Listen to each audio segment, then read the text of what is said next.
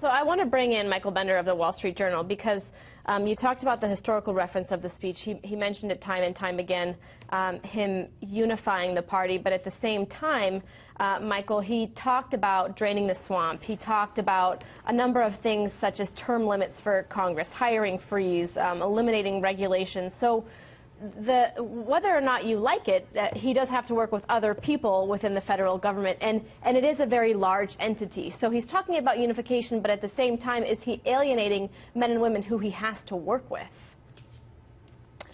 Yeah, I think he's already done that. I think you're right. The point a little bit earlier of this speech is Trump needs to reset his campaign.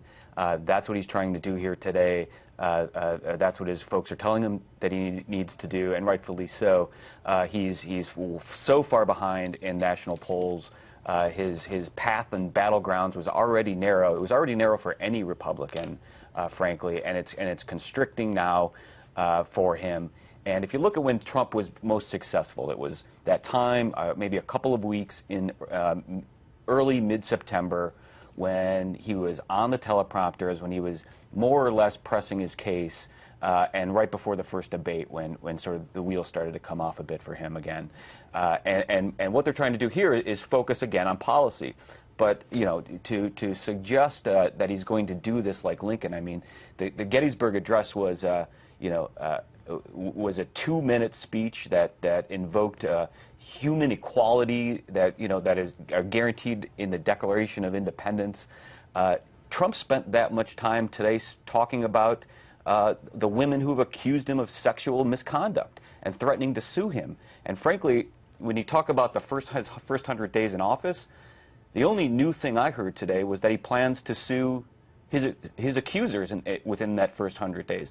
All these other things have been laid out on his website since the start of the primary. There was a little bit of reshuffling. You know, the wall has now dropped down among the list of priorities.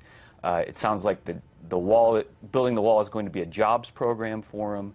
But largely, this was a rehash of things that he's talked about in the past.